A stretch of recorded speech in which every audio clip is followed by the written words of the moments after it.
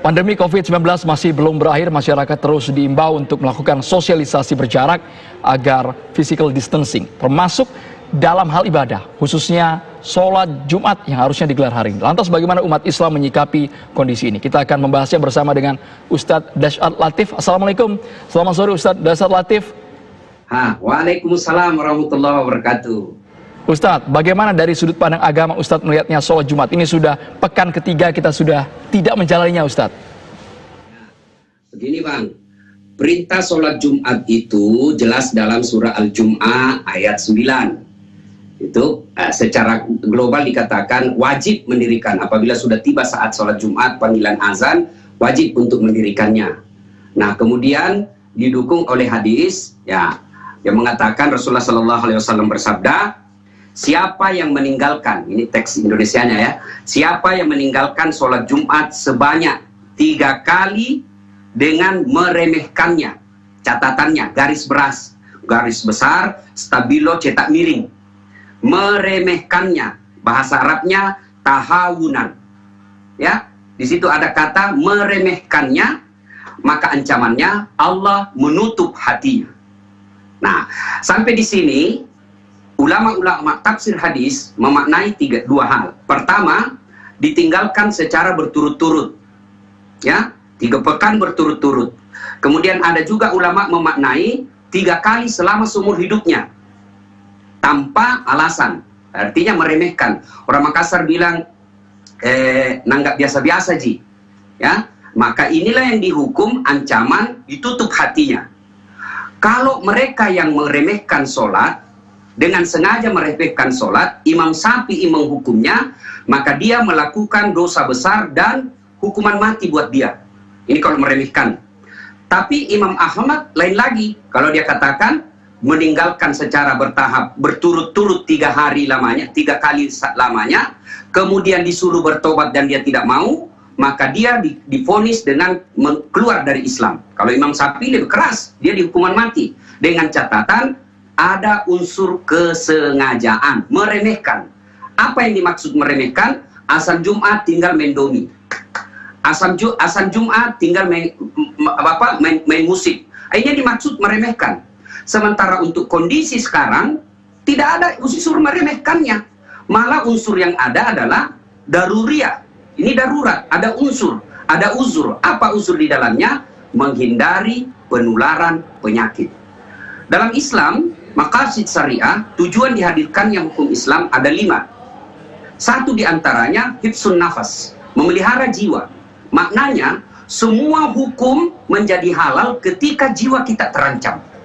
Nah, sekarang virus corona, ternyata data dan fakta menunjukkan di kerumunan massa itulah potensial menyebarkan virus, termasuk di dalamnya perkumpulan dalam sholat Jumat.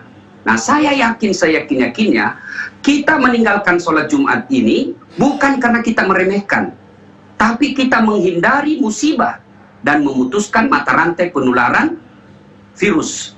Nah, kalau kita taat dengan anjuran pemerintah, mengikuti majelis ulama, dengan tidak sholat Jumat dan mengganti sholat duhur, insya Allah menjadi ibadah, dapat pahala.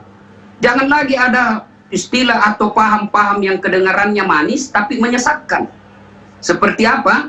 Dia katakan, ini kan perintah Allah, semua sudah ditakdirkan Allah, ini makhluk Allah, tidak boleh kita menghindarinya.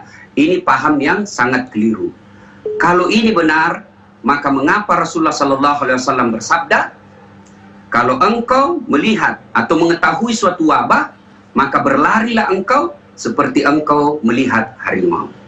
Nah, saudaraku, dimanapun Anda berada, tidak ada pilihan lain.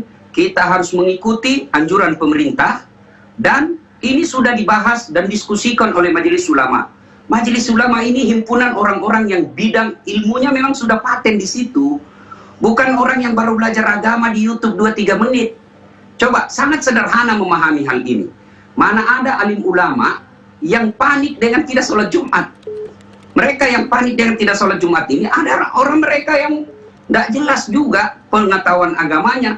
Lalu menyebarkanlah berita-berita di medsos yang mereka sendiri tidak memahami. Ingat, Baik. ketika kita belajar hadis, ada ilmu yang harus kita pahami juga, dan tidak boleh jauh dari ilmu hadis ini adalah asbabul wurud. Kalau Quran asbabun nusul, asbabul wurud apa maknanya? Sebab hadis ini disampaikan oleh Rasulullah Muhammad SAW. Nah, untuk konteks sekarang ini, meninggalkan sholat Jumat 3 kali berturut-turut, saya kira tidak pada apa yang diancamkan oleh Nabi, tertutup hatinya. Sekira demikian. Baik Ustadz, lalu bagaimana menyikapi perbedaan di tengah masyarakat yang tetap sholat Jumat dengan menerapkan physical distancing? Usai jeda Ustadz dijawabnya. Kita harus pariwara berikut ini, pemirsa akan segera kembali. Kabar petang. Masih bersama dengan Ustadz Dasat Latif. Ustadz, sekarang kan kita 3 kali berturut-turut dalam 3 pekan ini tidak menjalankan sholat Jumat. Namun bagaimana menyikapi perbedaan di tengah masyarakat yang tetap menggelar sholat Jumat, Ustadz?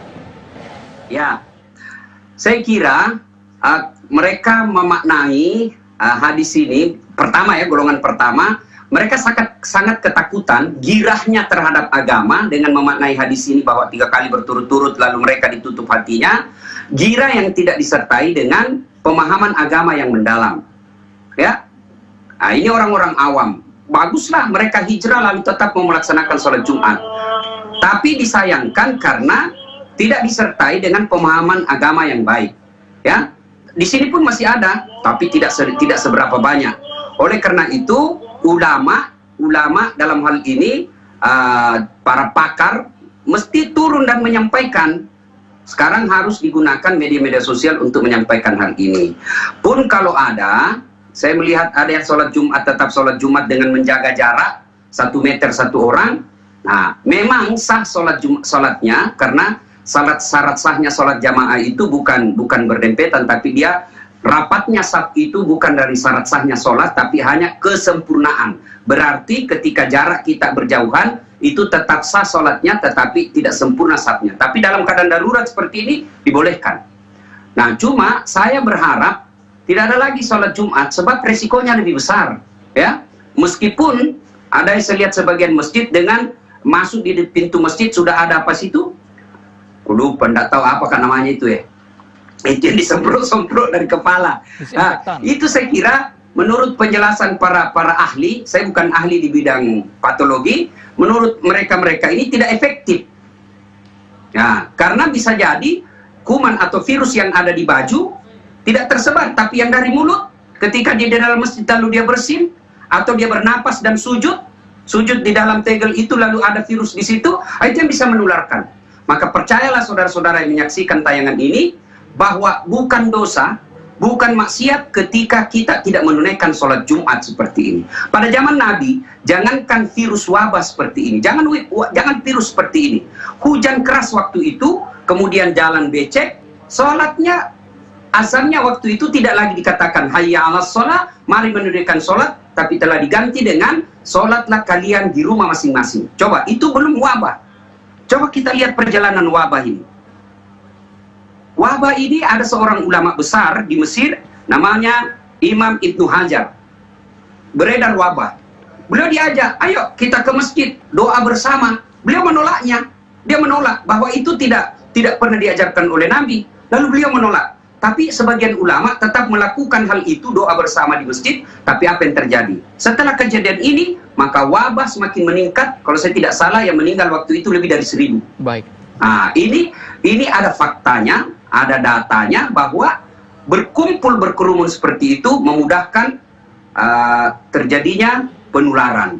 Maka saudara-saudara sekalian, ngeri ini virus, ngeri. Baik Ustadz. Ya, saya selalu berdoa, ya Allah, kullu nafsin sa'iqatul maut. Semua pasti mati. Saya mau mati, pasti. Mau kemana bos? Pasti orang mati. Mau sembunyi atau tidak, pasti mati. Tapi kita berharap janganlah kita mati gara-gara virus COVID ini. Ya, kita tidak disolati sebagaimana biasanya, tidak dimandikan sebagaimana layaknya, tidak ada takziah malam pertama dilarang orang berkumpul. Maka saudaraku, pilihan terbaik seperti anjuran pemerintah dan WHO, tinggallah di rumah. Dan ulama juga sudah mendukung. Ini ulama bukan kaleng-kaleng. Dia bermusyawarah dengan segala ormas, dengan kemampuan ilmu yang baik. Tidak mungkinlah kita tahu dosanya, kita tahu bahayanya ketika kita bikin fatwa yang keliru. Dunia akhirat kita tanggung. Maka percaya saudara-saudara sekalian, jalan terbaik memang untuk sementara kita meninggalkan sholat Jumat dengan mengganti sholat duhur, insya Allah akan dapat pahala. Masya Allah Ustaz Itu, Bang. Dasar Latif. Selain itu Ustaz, kami juga ingin meminta pandangannya mengenai penolakan jenazah COVID-19 di sejumlah daerah Ustaz. Nah, itu semestinya tidak terjadi. Sebab apa? Mensolati jenazah itu bagian dari fardu kifayah. Kewajiban kita umat Islam. Saudara, begini bos. Waspada itu baik. Waspada itu penting, tapi jangan panik. Waspada penting, tapi jangan panik. Mana tanda-tanda orang panik? Hilang akal sehatnya. Karenanya berempatilah.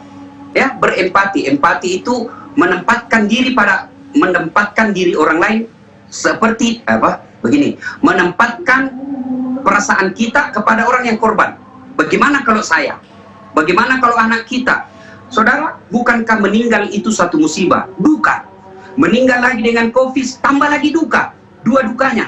Tambah lagi ditolak, tiga dukanya. Sementara kita orang Islam, ketika kita sholat terakhir, Assalamualaikum warahmatullahi. Orang sehat hidup di samping kita didoakan. Masa ini orang kena duka 3 lapis dukanya? Masa Anda tidak memberikan simpati? Gimana perintah Nabi yang mengatakan Ubsus salam, tebarkan salam. Tebarkan salam itu bukan saja kadar mengucapkan Assalamualaikum warahmatullahi wabarakatuh, tapi tidak, wujud keseharian-harian kita membuat orang nyaman.